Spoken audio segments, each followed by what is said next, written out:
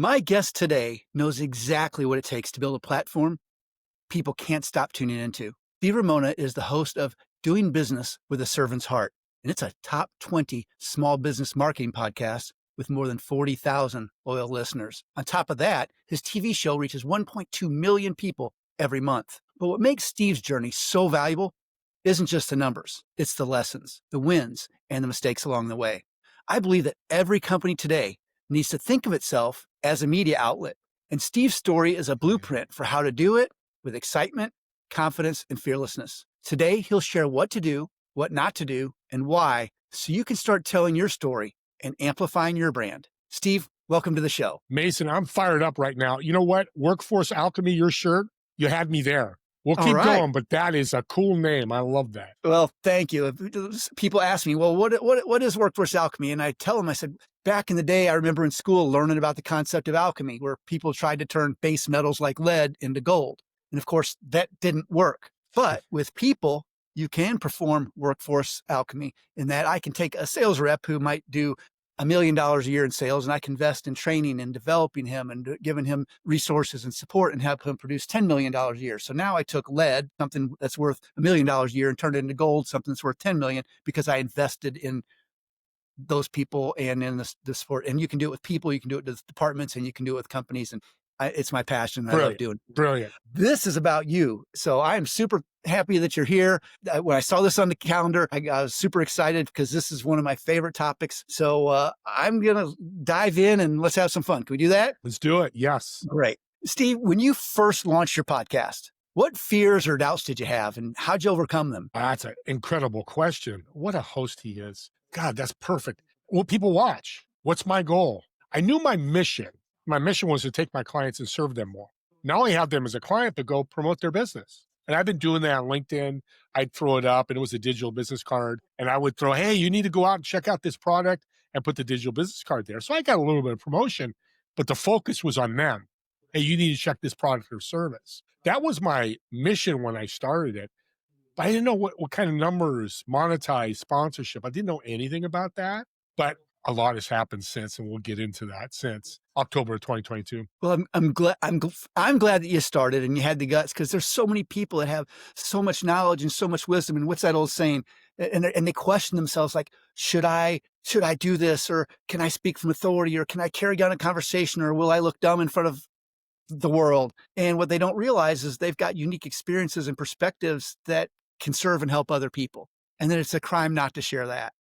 And Amen.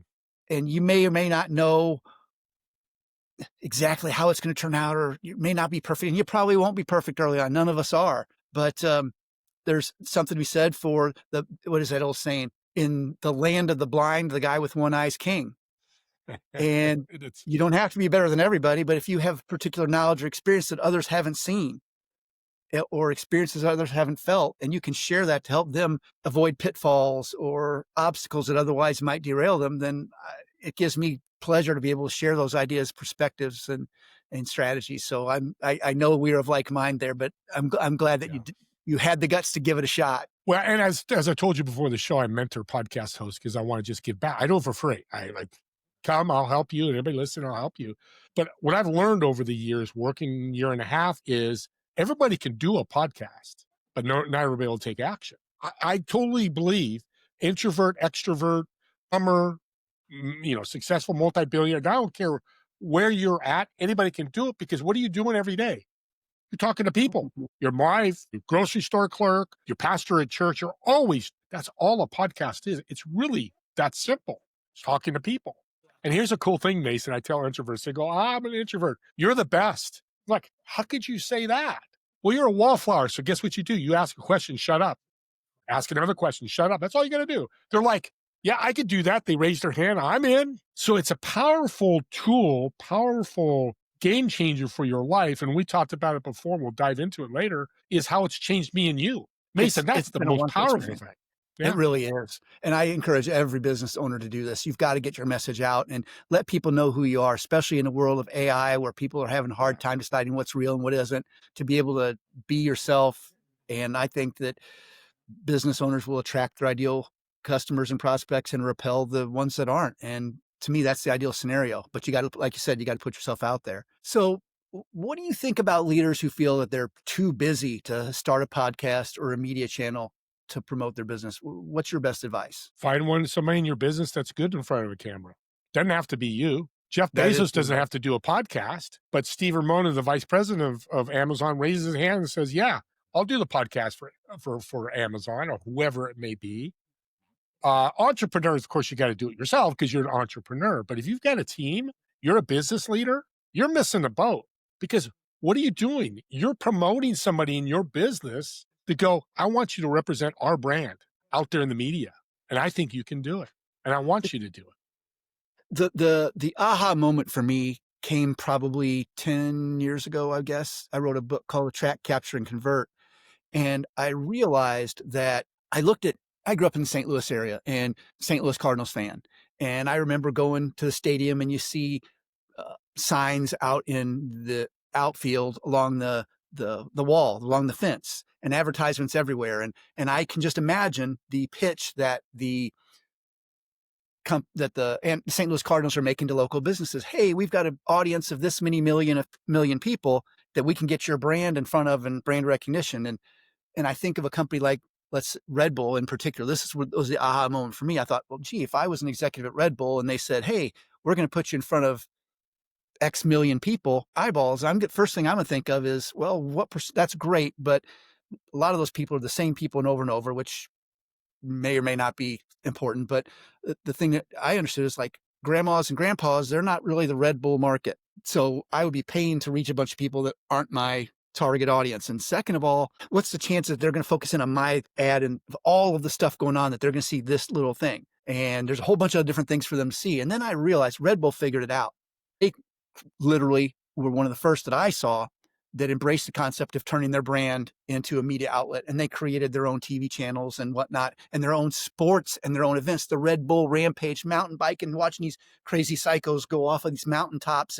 It's captivating, or motorcycle, motocross racing or whatever. And they've got their brand everywhere, entire way around the course and all along the thing. So it's not just like, oh, I've got a little sign out in left field to promote my business and hopefully a small percentage of the millions of people that see this might buy from me. They are directly into their audience and they're creating content that attracts those audience and keeps that audience, and they're branded Red Bull on the helmets of the competitors, Red Bull on the jerseys of the people that are playing and competing. It's like these guys figured it out. And I'm just realizing that, and if you look at their YouTube channel, the millions of subscribers, like they've got a bigger audience than a lot of these network TV stations do, and it's highly targeted directly for their audience. They created that, and I think why wouldn't businesses want to do something like that on a local scale or a niche scale?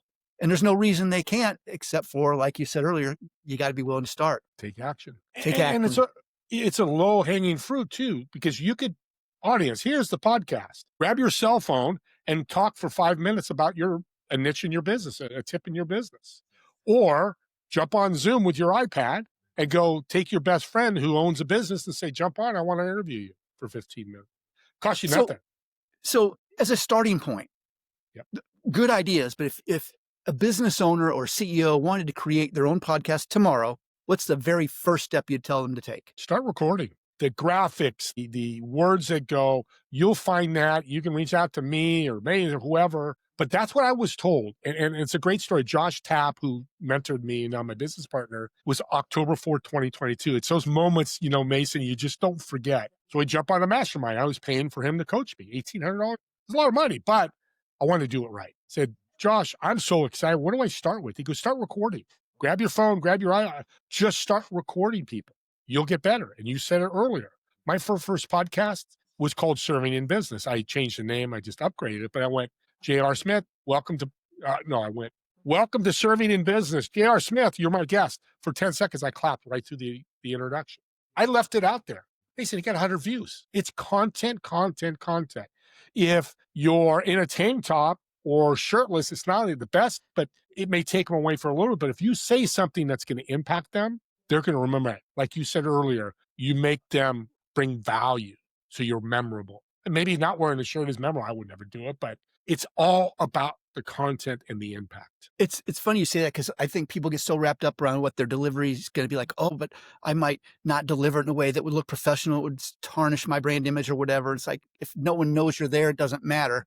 And 2, it's like how do I phrase this? I find that, like, I'm willing to suck at something new until and try to suck less every time I do it. But I pay attention, and I start noticing, like, the use of gestures or inflection, or am I talking too fast? That's my challenge, is slowing down because I get excited. But the the camera doesn't lie. It's the best coach that you can possibly get. You can see, "Hey, here's where I can improve," or, "Hey, that was okay, but it would be better if I did that." And you start realizing that you get real-time feedback and you get better every single time, and it's just not hard, and I don't feel embarrassed. It's not like I need someone to point out and say, "Oh, hey, you screwed this up, you screwed that up." I got eyes and ears. I can I can see what that is. Yes. Well, it's like riding a bike. We're all kids. We all started with, we had to learn how to ride a bike or drive a car or whatever. And now Oh, we're yeah. all driving cars. We can, I haven't ridden a bike in a while, but I probably could jump on a bike. It's giving yourself some leeway, some love to yourself, self-awareness that you just do it. This is not a TV show. This is not Yellowstone. Right. This is not, Guardians of the Galaxy. That's, take one, take two. It's got to be just perfect. The movement and all that. Take that out of the equation. It's the guest in you.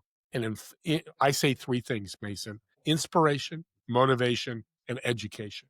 That's your goal. And that has to be scripted. I have people ask, even a guy this morning said, "Hey, what questions do you ask?" I said, "I'll ask on the fly."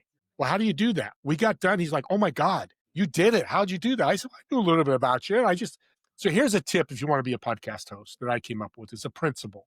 It's called the ASLA principle. ASLA. Ask, shut up, listen, ask. It's a podcast. Now people go, Mason, I love when people go, "Well, I get it, but if I'm shutting up, am I listening?" I said, "Well, let's think about a Zoom room you've been in. We've all been in them since COVID or during COVID, and somebody's screen's black or it's just their picture. It's not their video. Well, maybe they went to the bathroom, they had to answer the door or something, they had to go somewhere. I'm not judging at all, but are they listening to the person speaking? No. Probably not. So you've got a bridge to shut up and listen, because I can't go and ask you a question, what do? You tell me what you do. And then I go, "Well, that's great. You're a plumber." And you go, "Wait a minute, I'm a coach." I've heard podcast hosts do that. I'm like, "Oh my," and they go, "Oh, no, I'm so sorry," because they weren't listening. Right. It's easy Very to true. do, but you got to practice it. So what's one thing that you see most people get wrong when they try to build a media presence? Try to do perfect, the I dress think right. people are a lot more relatable. Like, I don't know about you, but I enjoy people that are real. And if I see something that's screwed up, like, we know that you're not supposed to say, and but that's normal conversation. And I feel Again, much yeah, more comfortable with people who are normal and people who are real. And I can get through that. It doesn't bother me to listen to that. I try and keep it to a minimum when I'm delivering it, but you understand yeah, the of point. Like, course. Yeah. excellent now is better than perfect never. Amen. I love that. And quick story, I had a podcast guest, Melissa, wonderful gal, did a great podcast. She listened to it and she reaches out, "Steve, can we redo it?" I'm like, "Oh, what's going on?" She goes, "I said ums and ahs." I said, "Let's leave it out there." And she laughed after we looked. She had 115 views in a week. I said, "See, people aren't going to not listen to you or not be educated, motivated, or inspired because you said ums and ahs. They're not." I've done 843 shows, Mason. I've edited 2 because of technology issues. The internet went out. So only time, 140 shows. And I've got, 11,000 subscribers almost. I've got thousands of people watching. They don't care. We're not being produced. We're not being directed. You are all that. Again, you focus on those 3 words that I mentioned earlier, you'll be great. So what's one mistake that you might have made early on that you thought was a mistake that actually turned out to be a powerful lesson? And would you be willing to share that? Absolutely. Couple of them. One, numbers, subscribers, all that, views, downloads, all those numbers, throw them out the door. I do look at them. People go, "Well, you got almost 11,000 subscribers." I said, "But I worked at it. I had 100. Remember, I started with 0 like all of you." But if your focus and your passion is toward those numbers, you will fail. That's why people quit. I've talked to people like, "Hey, I did it for 3 months. I didn't get a client and I only have 50 views." That's not the way to look at this. It's the impact you make with every person. And like I said earlier, we've talked about the impact it makes on you. Is that financial? No. But serving, you never get paid for serving, but till after the fact. Can you share a story of maybe an example of something like that, whether it's yours or whether it's a guest? that had a ripple effect far beyond the show itself and in the spirit of serving? Could you share an example? Yeah, I got many of them. One of my guests, like I told you, I launched a renewable energy company because power is running out. We talked about all that. But I reached out to one of my guests, very successful multimillionaire. I said, I need help for funding for projects. He sent me an email the next day. Here, connect with this guy. And then I sent out to 10 of my guests, hey guys, I'm looking for 100 million in funding. I had 5 emails the next day. Here's some people you're going to connect. We are in the people asset business. What's an asset in financial? Sorry, I get excited. You're amazing. You get me so That's fired the up. whole This idea. is so Let it great. rip. What's an asset in financial? You want it to grow. When an asset drops, you got to look at that investment. If you're not financial, it means you're making more money. Well, it's the same thing with people. I don't care if you're a plumber, a solo plumber working for yourself, or you're Elon Musk, who's got multiple billions and trillions of dollars. Both of those people need people to grow their business. Well, how do you do that? You treat them right, and it comes back. So here's an image, audience, I want you to use. When you're 6 years old, it's Christmas Day. What do you do when you wake up? You wake up earlier than you normally wake up. You run to Absolutely. the tree, right? You run to the tree, and parents say you can open up. I can still remember vividly. You can open one present before we wake up. And there's the bike or the Nintendo, whatever it may be. Mason, me and you, we get to do that almost daily when we're out there interviewing people. That's a That's true. podcast. That's It's true. a gift, and we can't lose sight of that. What's a gift do? It will come back. Here's the problem with people serving in this podcast thing is they don't know how, when, or where it's going to come back and reward them. Just don't. But that's where faith comes in. Because when you impact somebody on your podcast, I just did this morning. I had a great guest. She's wonderful. I gave her 3 podcasts she could be a guest on. She's like, I just can't believe you did that. I just thought I'd be on a podcast and leave. Am I becoming memorable? Absolutely. All I had to do is introduce her to some people. And if you don't know people, you need to go out and meet 10 to 15 new people every week to grow your network. It works. So let's talk a little bit about storytelling, because I know that this is a venue where it makes it easy to do that. What's the most powerful example that you've seen of storytelling driving real business results? So many. One, Alfonso James was a guest on my podcast last year. I had known his story. He was a prisoner in prison, but found out he was in prison at 17 years old. He was illiterate because he had no father and quit school at 8th grade. So he gets arrested, he gets taken in, they drill him, make him sign a piece of paper because he didn't know, he couldn't read. Said, I committed this murder on this date. He spent 32 years in prison, 5 years in solitary. He was never there. His lawyer was corruption in this situation, so that was part of it. But they never brought the 3 people he was with miles away from where the murder happened. I'm going to get emotional. It's so powerful. So I said, Alfonso, and he's with his partner. She's wonderful. What helped him get out of jail? I said, I don't know if I could do this, but you lost 32 years of your life for something you never did. I'd be so pissed. Oh, yeah. Why are you so grateful? And he just stopped and quietly said, Steve, I can wake up in the morning, drive to the lake, see the sunrise, the birds chirping by me across the lake, and I can see the ripples of the lake. I never saw that for 32 years. I was in cement walls. That lights me up. And I started tearing up going, I can't lose sight of these little things. I know, audience, I know I tell this story to a lot of people and it hits you. Get goosebumps right now. That's the inspiration, motivation, education, impact we can make with people. One person hears that story, it's going to change their lives because their son's in prison or their daughter's in prison or somebody in their situation. Or they're not in prison and they're taking all the stuff that they have access to for granted. Amen. Yes. So how do you decide which stories are worth sharing and which ones to leave on the cutting room floor? I'm going to do something very controversial with people. I put them all up.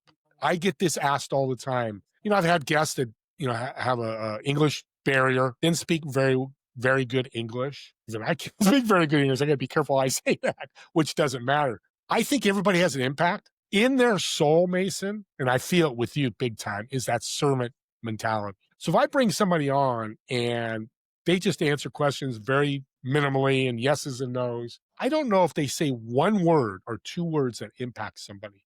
So why would I not give an opportunity for somebody to listen to that and maybe change their life? I don't know everybody in the world. You don't know everybody in the world. We don't know the shoes they're walking in. And that makes an impact. And I'll give you a great story. So I teach servant. People ask me all the time, well, I'm having a bad day. What do? I said, go out and serve. What do you mean? Well, if things aren't going that, go to the soup kitchen. Call your best friend. Call your, whoever. That's serving. Small act of kindness. So I did that, 2 p.m. Things weren't happening. meetings missed, contracts not signed. I was down. So I went to the grocery store and a lady in front of me holding the baby, I said, hey, clerk, I'm going to buy her groceries. Like the Starbucks thing, buy their coffee. Great way to start, by the way. And I'm in Northern California. He's the surfer dude. He's like, dude, what he does that. What are you talking about? I said, just here's my card. And it was 23 bucks. I don't even remember the price. It was a few years ago. I remember her name was Debbie. So I buy her groceries. I buy mine. We walk out. It's just amazing how the Lord or universe works. She starts crying. And I didn't mean to upset you. I'm worried. I know I didn't upset her, but she stopped and she goes, these are tears of joy. What do you mean? She goes, my husband lost his job last week. We weren't sure how we were going to pay our groceries. This was going to be like our only groceries for the week. You gave us another week to find a job to take care of our baby. Sorry, take care of our baby. And I didn't know that. I didn't ask her. It's just going out and taking care of people, being kind. I'm not saying you need to buy groceries or anything, but here's the powerful thing when we do that. What do you think she told her husband when she got home?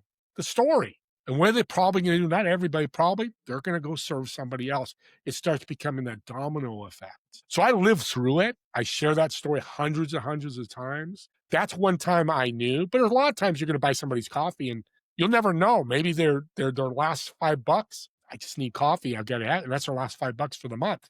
A lot of times we don't know, but we know it's working. It's funny you say that. And on a couple, funny's not the right word, but like, I know. I can relate to some of the things that you're saying, because one of them, when you talked about having the guts just to put it all out there, I have my opinions upon what I think will be impactful for people. And sometimes the stuff that I think is going to be super impactful doesn't faze people a bit. Sometimes the stuff that I think is of marginal value is incredibly important to them. So I've learned not to judge and just to be curious about, wonder how this is going to turn out. So like you, I do share that same feeling about just sharing and seeing what happens. And I'm going to go be a little risky and controversial, as you say. And you talk about giving in the spirit of, and this is a little bit off topic, but maybe not. Sorry. I met a young pastor years ago, and my son, we were sledding, and my son was just a little tyke, 5 years old or whatever. And there was a snowstorm and there was a big hill, and we went, and I saw this guy go down this hill and hit this jump on an inner tube, went upside down. And if you grew up back in the day, you remember The Wide World of Sports and Howard Cosell, the agony of defeat, watching that guy crash. That guy crashing on Wide World of Sports was nothing compared to what I watched happen live. I watched this guy head straight down, land on his head. I thought, this guy's going to die. He's going to be crippled. He'll never walk again. Blah, blah, blah, blah, blah. I'm fortunate my son didn't see it. I went over there and he was kind of gurgling and a little bit shocked. And a young man, 28, 29 years old, walked down, literally looked up the hill and said, call 911. And he just said a prayer. And calm, cool, collected. He didn't have to tell me that he was a person of faith. He showed it. And turns out he was a young pastor, and I was friends with him for many years and before he moved to Alaska. But anyhow, I had a conversation with him one time about going to church. And he said, and I said, my parents raised me and I went to church. And then when I got to college, like, woohoo, I don't have to go. I'm free. And then I started realizing once I got a little older, like, hey, I need to get back going and whatnot. I said, but I've been bored. I just don't get anything. But then he goes, then you're not in the right place. He goes, your job isn't just to go there and be bored. He goes, your job is to tune in to will. He goes, and this was the story I'll share with you. He said, our job is to be the answer to other people's prayers. He said, if a criminal is breaking into your house and you pray for help, God doesn't just come down and grab the criminal by the neck and yank him out. He sends the cops. The cops are the answered prayer. That family that you're talking about, she was probably praying like, hey, how are we going to feed ourselves this week? And you came along, were in tune to will and recognized a need, and it was provided. And sometimes, and like you said, like, hey, I just felt like I was in that mood and I was inspired to go do that and whatnot. But the point is you let yourself go and do what you felt compelled to do, and you served others. And I almost feel like whether you're business and you have the ability to share stories and insights and perspectives and strategies, that's your way of being the answer to other people's prayers. And sometimes I try not to overthink and just accept the responsibility of say what's on my heart, say what's on my mind, share the experiences and things I've had. I'm not trying to tell people what to do. I'm just trying to share the experiences that I've had and said, this is what I did. These are the outcomes and this is how it worked or didn't work. And here's what I learned from it and hope it helps you. And I think that folks that embrace this business and personally, when creating a media outlet for their brand are going to be better off, not just financially and business wise, but personally because of it. Oh, it's serving all the time. I've got the Ted Lasso quote that I love. It says, "Be curious, not judgmental."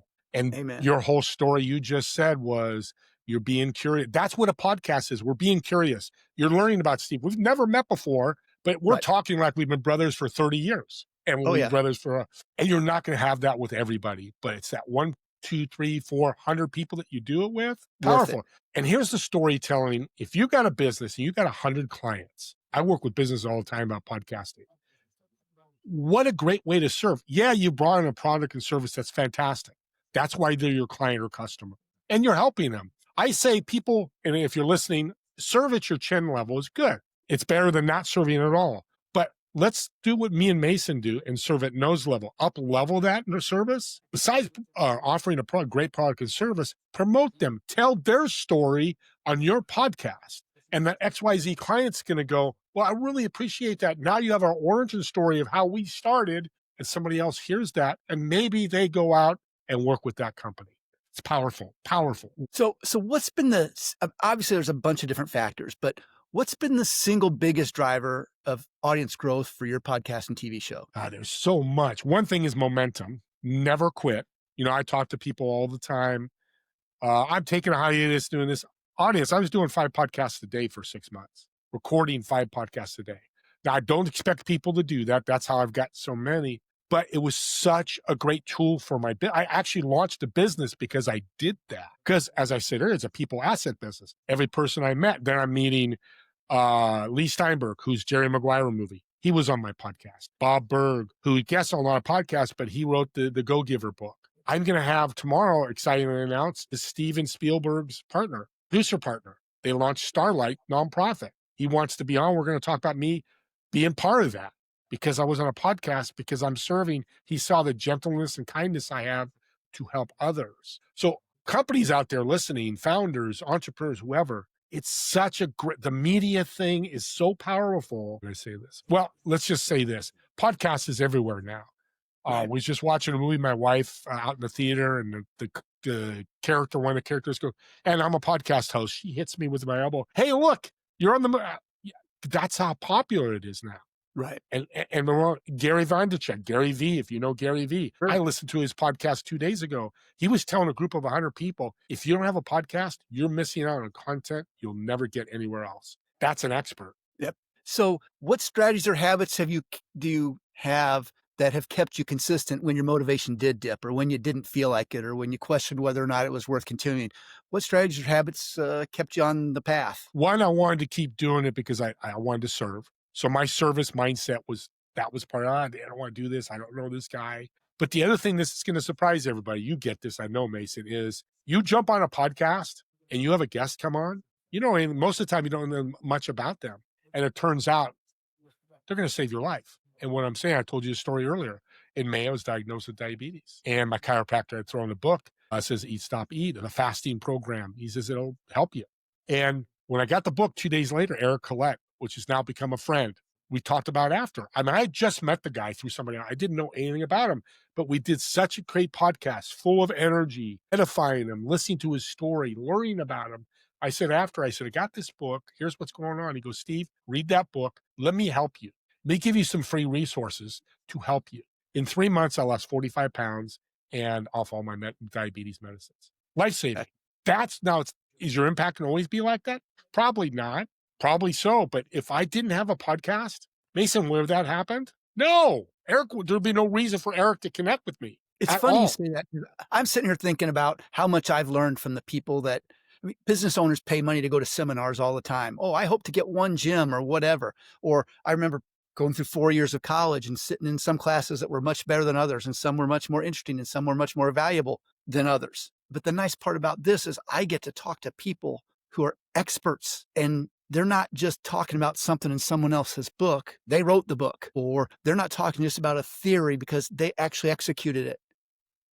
And I'm not listening to a professor in college evaluate my ability to regurgitate the facts of some book that we read. These are people that are doing it right now in real time and responsive to the shifts and pivots and opportunities in the market today.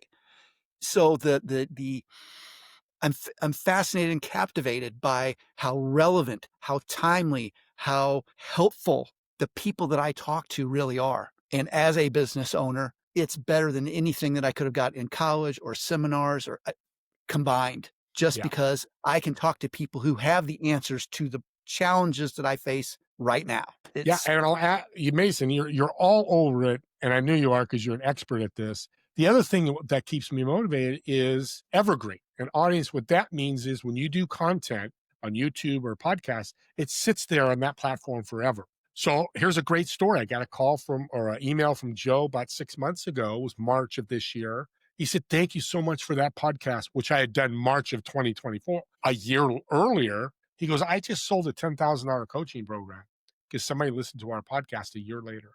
That's called Evergreen. People can access that person, that company, whoever it may be, forever.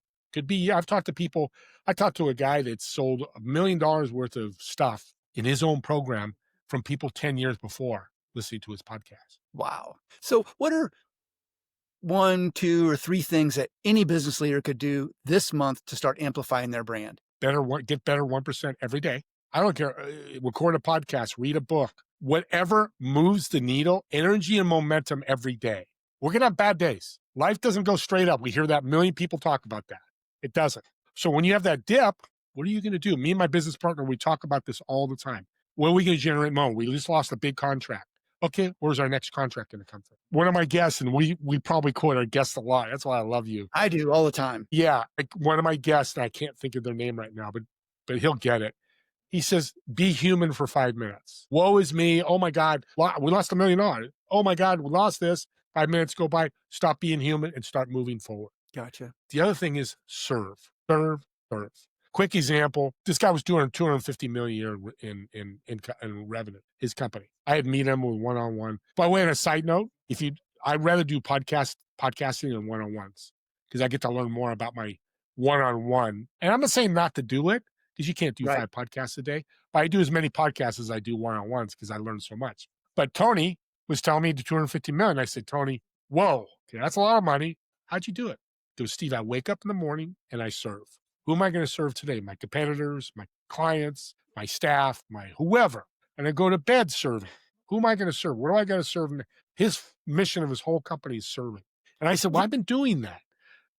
And I said, "I'm not getting that kind of result." Well, here's what I was doing. I was I call it over serving. Everybody I mean, I've been serving for 5 years. I did 100 million in partnerships, putting people together and then making money. I made $10,000, and that's not a bad thing. But I never reciprocated. I thought, "Hey, Mason, here you go. I'm going to serve the hell out of you. Here's a bunch of referrals." Because I did 1,800 referrals last year, but I never asked. And that's what he said. He said, "Steve, I never put your hand up like, oh, I'm good." That's the universal sign of people not being interested. But what he said was, when you give people gifts, which they are, and they reciprocate and go, "Hey, how can I help you?" And I go, "Oh, I'm good. Enjoy those." And I would say exactly that. That's why you're not working. I started doing that. A week later, I got a contract.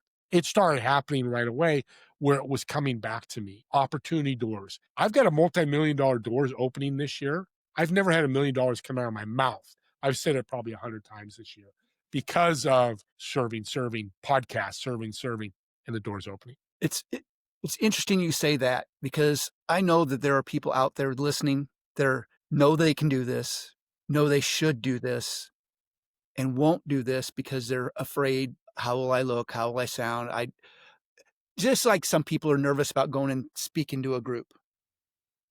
I get that. However, what you just said is the antidote to that fear. If I know that I have if I'm going to go out and speak in front of 10,000 or 100,000 or a million people, the more people that I get the opportunity to reach, whether it's live or whether it's online, the happier and more excited that I am.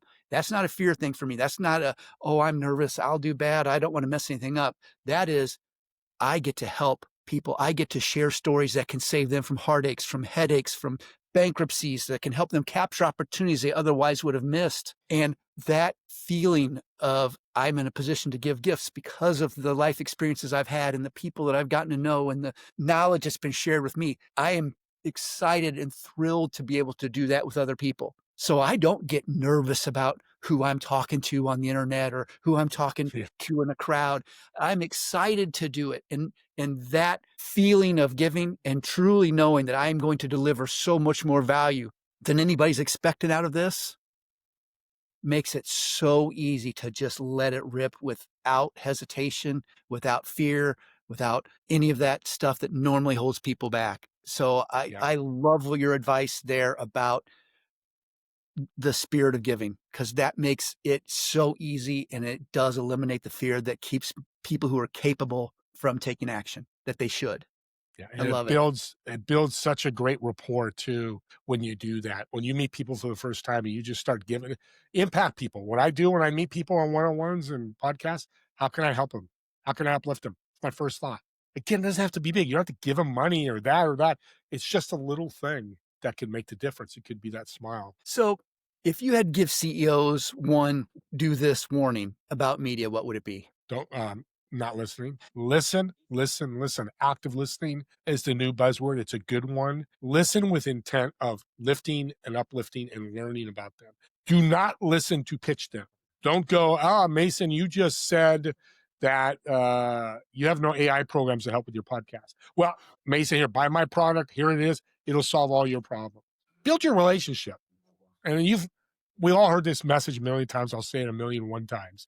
We don't get married on our first date. We don't. And business marriages are the same way. You know, we're connecting and we're going to grow our relationship. We're a perfect example. We just met today, but we're Right. going to build a relationship. We're not going to pitch each other.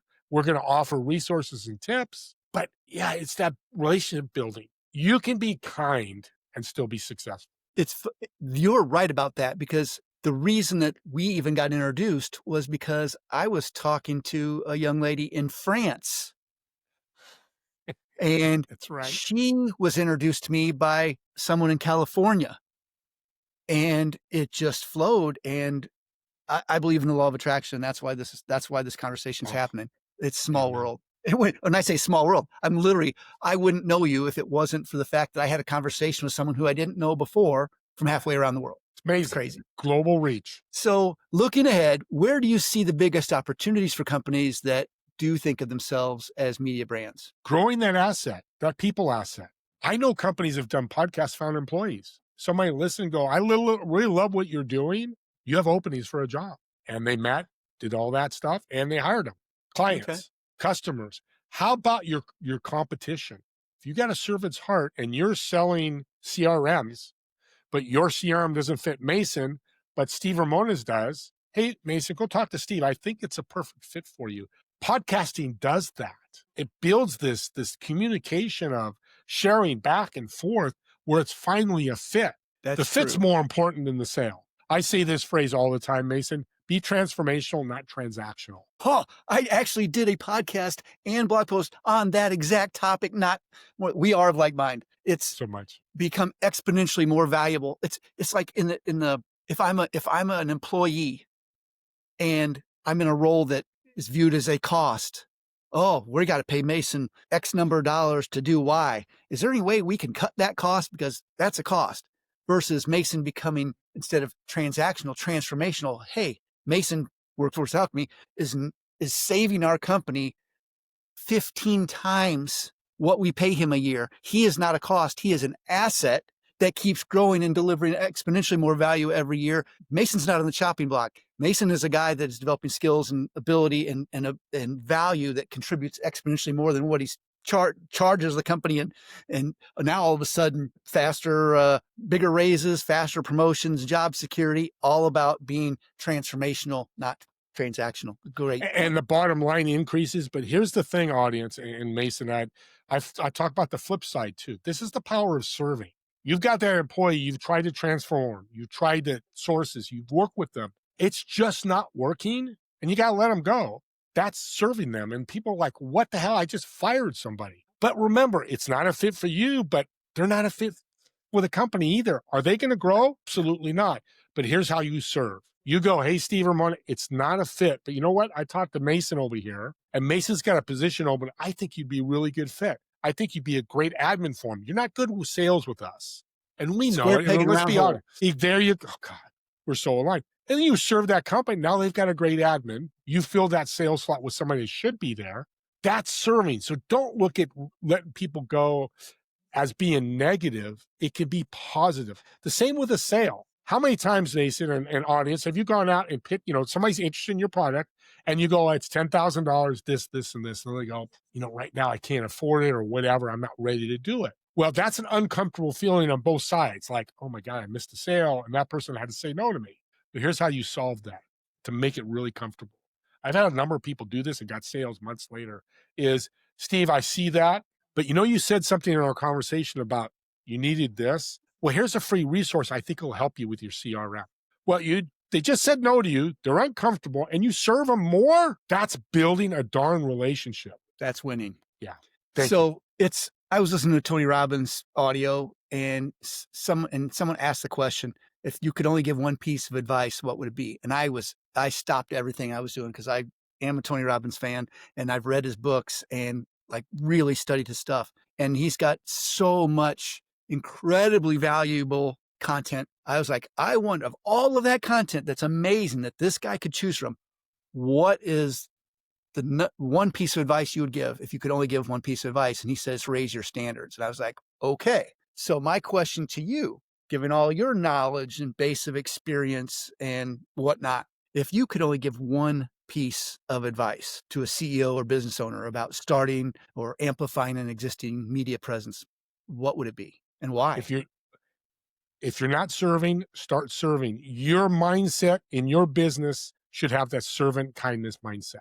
Meaning you wake up tomorrow morning, if you're listening to this, tomorrow morning you wake up and go, write down how you can serve. Oh, I got to go talk to my staff. Just mention, hey, Tony, hey, Jim, hey, Debbie, saying hello, whatever that is, and raise the level of your service. It's a game changer. It is a game changer.